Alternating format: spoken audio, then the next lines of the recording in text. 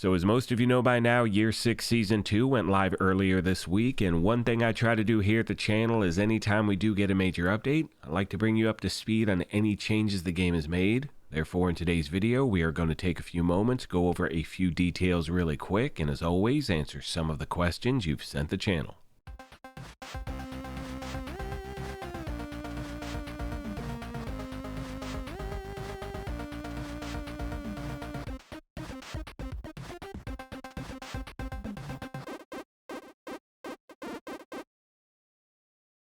Alright my YouTube family, welcome back to the Gaming Brigade, and with the start of Year 6 Season 2, we are seeing a lot of new and returning players jump into the game, and as I said a moment ago, this video is all about going over some changes to the settings. Now as always, we're going to jump right into the details, and if you happen to enjoy this, do me a favor and hit that like button. It truly helps the channel out, and if you want to stay up to speed on all things Division, feel free to hit that subscribe or join button as well. Now the first thing we're going to talk about, just really quick, has to do with the new season. And as you can see on screen, progressing in the season has completely and totally changed. Now what you're looking at is the seasonal journey mission. Now, I've completed the first one, I'm working on the second right now, and for the record, and a lot of people don't realize this, you only have to complete 6 out of the 8 requirements in order to progress your seasonal journey mission. So if there happen to be a few things on there you don't want to do, you do have the option of skipping it. And as you can see, once you've completed all the requirements in a specific journey mission, you're going to claim your rewards. That's going to unlock the next one. It's also important to mention that you need to do all of these journey missions in order. You cannot skip any of them if you want to get to the end.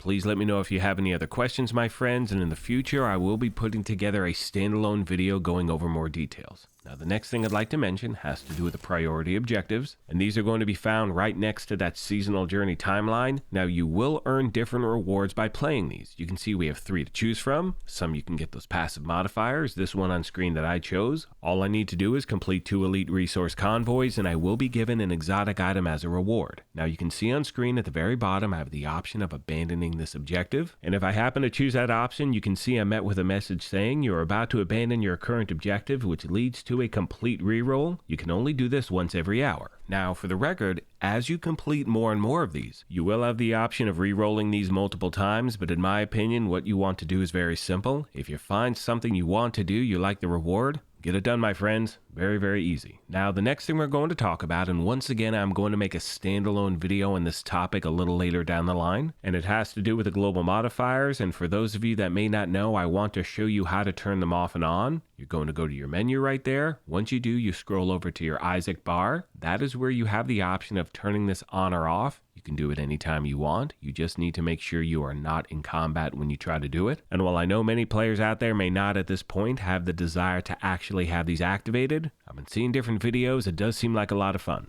Now that is going to take us to a few other UI changes that have happened in the game, and as you can see on screen, the apparel menu has now been extended, and this is where you're going to find certain skins for your backpack, body armor, gloves, and knee pads that you either earned in previous apparel events or you purchased. I'm putting this out there because I have heard from a lot of players, and because the game did change its format, a lot of people think they are missing items they either earned or you purchased. This is where you're going to find them, my friends. Now at this point, we're going to go over certain UI settings. They've been in the game for a while, but again, we have a lot of new and returning players jumping back in. So at this point, I do want to cover some of the most commonly asked questions you send the channel. The first of which being is, how do you hide your signature weapon on your backpack? You're going to go to your signature weapon, you're going to choose options, and you can see once I scroll down, I have the option of turning it on or off anytime I like. And even though you will not see it on your character when you're playing the game, you still do have that signature weapon on you. Now this is also the page where you're going to have the option of having your mask on or off when you're playing. Again, that is totally cosmetic. It's up to you, my friends. Which now takes us to the shooting range. Now, a lot of people don't realize if you are working on a build, you're trying to test out certain numbers, you have the option here to actually set the distance of the target you're going for. So for instance, if you're trying to put together a run and gun build with Hunter's Fury, you want to see what the damage is going to be like to a target within 10 meters, hit that thing at the top, my friends. It's going to lock that distance in. You are totally good to go.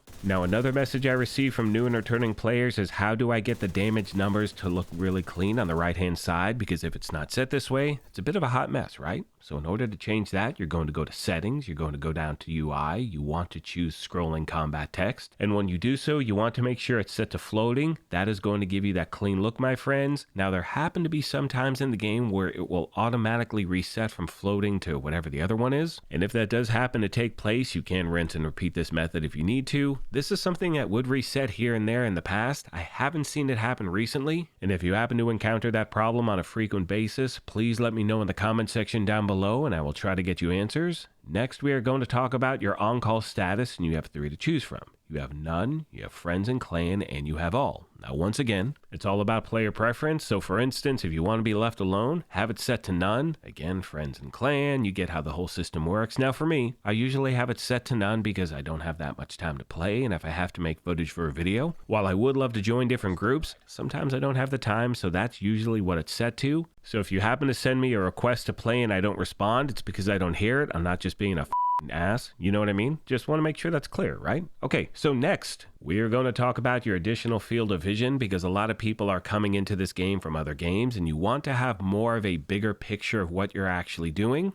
This is how you do it, my friends. Once again, you are going to go to settings, you go to gameplay, scroll down to additional field of view. Now to give you a quick example, I have it set to 3 and this is just what I enjoy doing. Now you can see on the right hand side, that is where the door is located when I have it set to 3. Now at this point, I'm going to crank it up a bunch just to give you an example of what the change is going to look like. And for the record, you have the option of changing your field of view not only in the open world, but also when you're aiming down sights. So it's totally up to you on how you want to play the game. So we're going to turn it up to 20. And when we compare what it was like, a moment ago and what it's like now, even though I'm standing in the exact same location, you can see where the door is in comparison to my character now. It's a nice little change. Finally today, my friends, I want to talk about a feature for players who do not really want to talk to anyone. Hey, that's totally fine, or let's say you don't have a headset, whatever it is. You still have the ability to communicate with other players. What you want to do is go down to accessibility and you want to go to on-screen keyboard. Now for people on PlayStation or Xbox like myself, let's say if you're trying to get something, you're running in countdown, you want to try to get a little help. Once you're in a group, feel free to shoot everyone a message on screen, let them know what you're looking for, and you'd be surprised, especially when you're doing, let's say, open world stuff or missions, control points, whatever it is. You'd really be surprised on how many agents out there really like to help other players get certain things they're looking for. With all that being said, my friends, I'm going to start to wrap this up. As always, I want to take a moment and thank you all for your incredible support of this channel. Please do me a favor, if you have any other questions I did not address, let me know in the comment section. And also let me know, what do you think of Seasons 2.0 so far? For me, I'm having a lot of fun. I'm in the process of working on different builds to put together. I'm really enjoying the seasonal journey. Let me know what you think. Thank you once again for the privilege of your time, and as I mention at the end of every one of these, take care of yourselves, be kind to each other, and we will talk to you soon. Thanks again, everyone.